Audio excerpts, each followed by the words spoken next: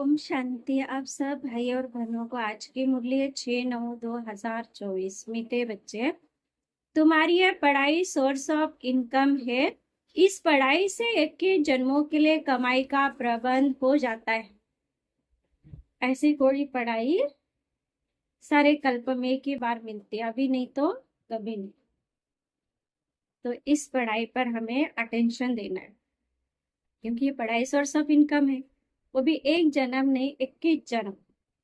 प्रश्न, मुक्ति धाम में जाना कमाई है या घाटा?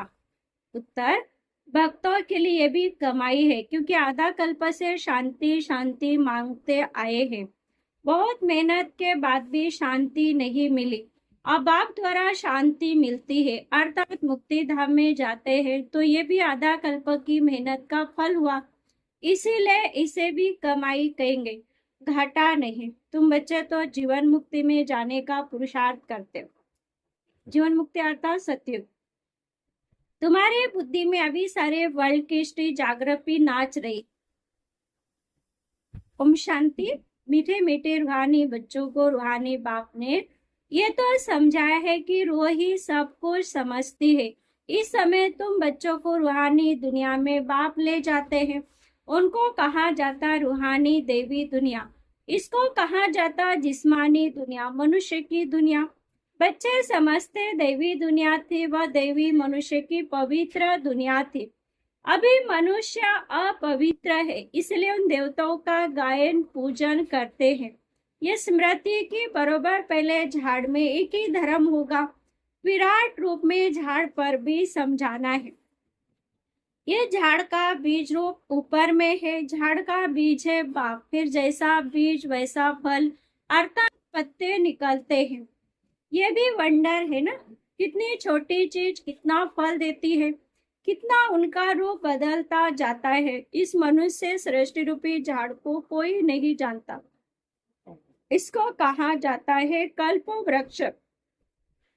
इसका बस गीता में ही वर्णन है। सब जानते हैं गीता ही नंबर 1 धर्म शास्त्र है। शास्त्र भी नंबरवार तो होते हैं ना, कैसे नंबरवार धर्मों की स्थापना होती है ये भी सिर्फ तुम ही समझते हो, और कोई में ज्ञान नहीं होता। तुम्हारी बुद्धि में है पहले पहले किस धर्म का झाड़ होता है, फिर उसमें और धर्मों की वृद्धि कैसे होती है। इसको कहा जाता विराट नाटक। बच्चों की बुद्धि में सारा झाड़ है। झाड़ की उत्पत्ति कैसे होती है, मुख्य बात है ये। देवी देवताओं का झाड़ अभी नहीं है और सब टाल टालियां खड़ी है। बाकी आदि सनातन देवी देवता धर्म का फाउंडेशन है नहीं, ये भी गायन है। एक आदि सनातन देवी देवता धर्म की स्थापना करते, बाकी और सब धर्म विनाश हो जाते हैं।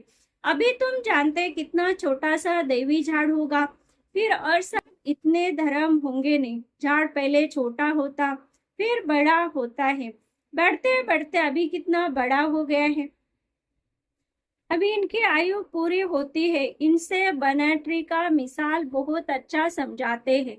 ये भी गीता का ज्ञान है जो बाप तुम्हें सम्मुख बैठ सुनाते हैं, जिसे तुम राजाओं का राजा बनते हो। फिर भक्ति मार्ग में गीता शास्त्र आदि बनेंगे। ज्ञानादि ड्रामा बना हुआ है, फिर भी ऐसे ही होगा। फिर जो जो धर्म स्थापन होंगे उनका अपना शास्त्र होगा। सिख धर्म का अपना शास्त्र, क्रिश्चियन और बौद्धियों का अपना शास्त्र होगा। अभी तुम्हारी बुद्धि में सारे वर्ल्ड की हिस्ट्री जागृति नाच रही है।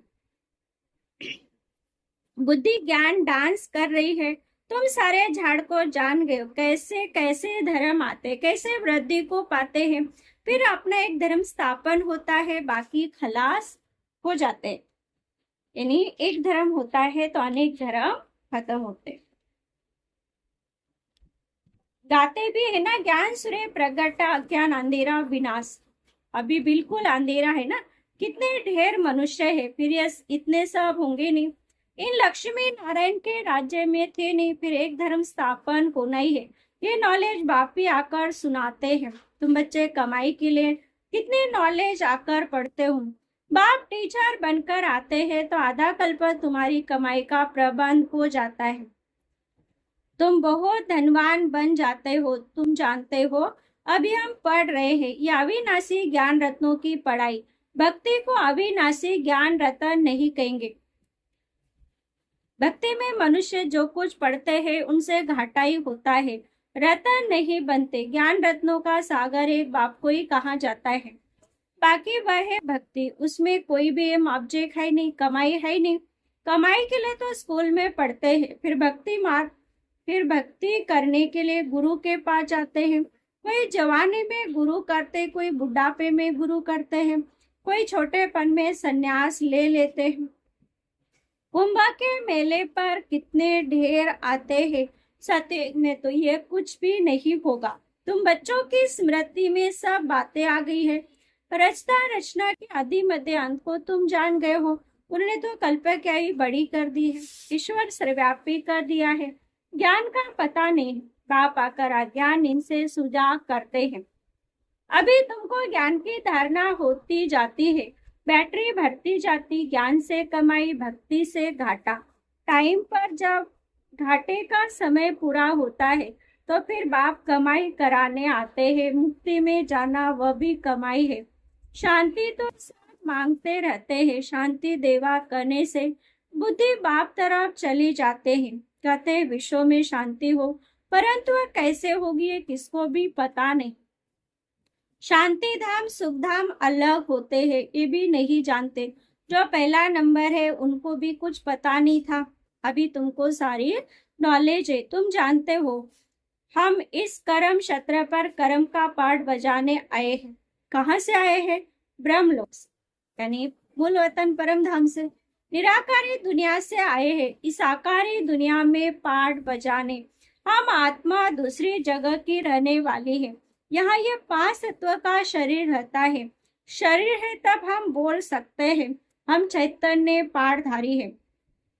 अभी तुम ऐसे नहीं कहेंगे, इस ड्रामा के आदि मध्य अंत को हम नहीं जानते, आगे नहीं जानते थे। अपने बाप को, अपने घर को, अपने रूप को यथार्थ रीति नहीं जानते थे, अभी जानते हैं। आत्मा कैसे पाठ बजाती रहती है, स्मृति आई है, पहले स्मृति नहीं थी। तुम जानते हैं सच्चा बापी सा सुनाते हैं, जिससे हम सचखंड के मालिक बन जाते हैं। सच के ऊपर भी सुख मनी है। सच कहा जाता है सचखंड को। देवताएं सब सच बोलने वाले होते हैं, सच सिखलाने वाला है बाप। उनकी महिमा देखो कितनी है, गाई हुई महिमा तुमको काम में आती है। श्री बाबा की महिमा करते हैं, वही झाड़ के आदि मध्य अंत को जानते हैं। सच बाप सुनाते तो तुम बच्चे सच्चे बन जाते हो, सचखंड भी बन जाता है। भारत सचखंड था, नंबरवार 29 तीर्थ भी यह है, क्योंकि सर्व की सदगति करने वाला बाप भारत में आते हैं। नंबर 1 धर्म की स्थापना होती है, बाकी सबका विनाश हो जाता है। बाप ने समझाया है सूक्ष्म मतन में कुछ भी नहीं है, सब साक्षात्कार होते हैं। भक्ति मार्ग में भी साक्षात्कार होता है, साक्षात्कार नहीं होता तो इतने मंदिर आदि कैसे बनते? पूजा क्यों होती? साक्षात्कार करते हैं, फील करते हैं, ये चैतन्य थे। बाप समझाते हैं भक्ति मार्ग में जो कुछ मंदिर आदि बनते हैं, जो तुमने सुना देखा है, वह सब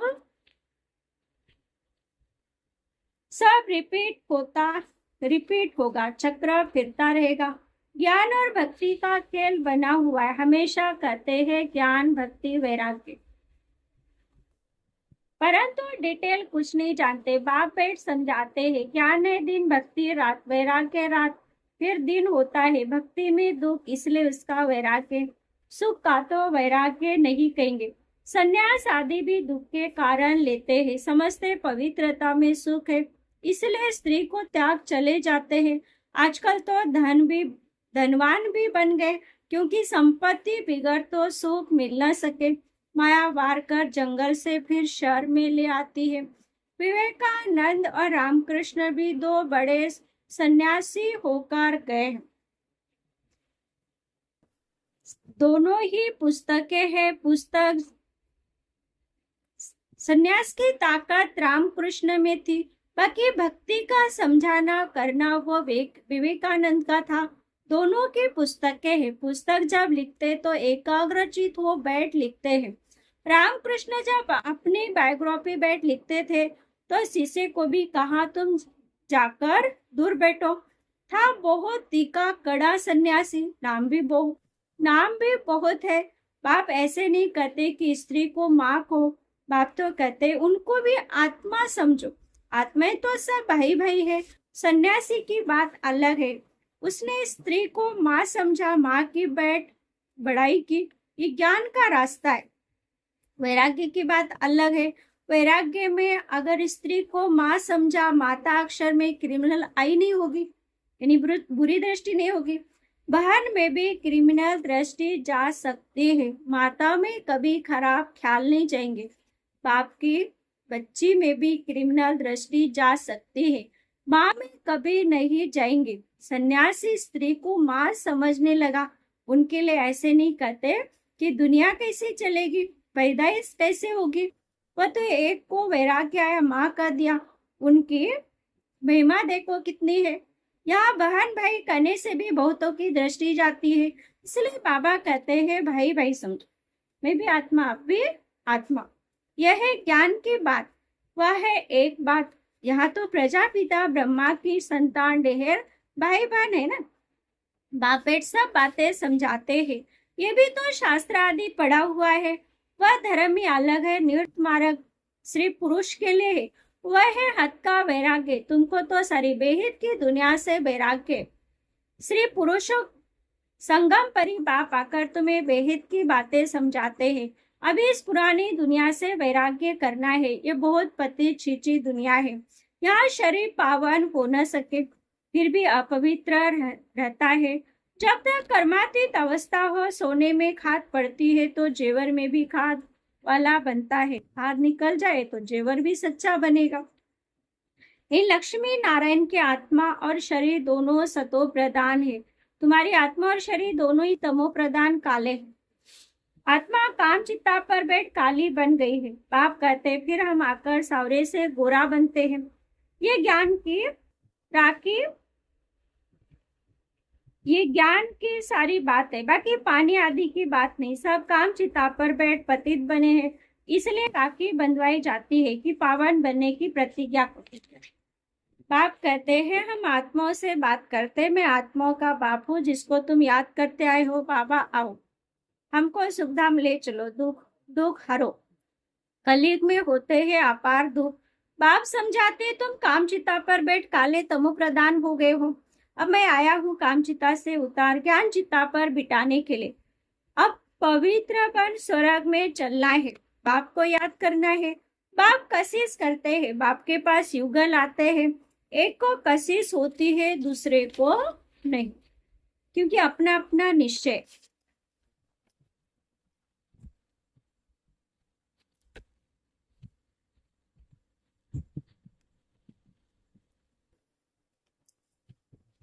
स्त्री पुरुष ने फट से कह दिया हम इस अंतिम जन्म पवित्र रहेंगे, काम चिता पर नहीं चढ़ेंगे। ऐसे नहीं कि निश्चय हो गया। निश्चय अगर होता तो बेहद बाप को पत्र लिखते, कनेक्शन में रहते।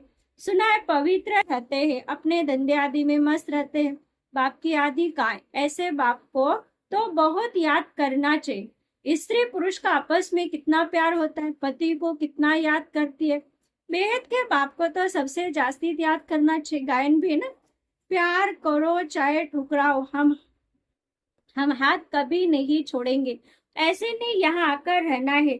वहां हुआ तो फिर सन्यास हो गया। घर बार छोड़ा, यहाँ आकर है। तुमको तो कहाँ जाता, ग्रस्त व्यवहार में रहते, पवित्र बनो। ये पहले तो भट्टी बनी थी जिसे इतने तैयार वो निकले। उनका बहुत अच्छा वृतांत है। जो बाप का बनकर यज्ञ में रह करके रूहानी सर्विस नहीं करते, वह जाकर दास दासी बनते हैं। फिर पिछाड़ी में नंबरवार पुरुषार्थ अनुसार ताज मिल जाता है। उन्हों का भी घराना होता है, प्रजा में नहीं आ सकते।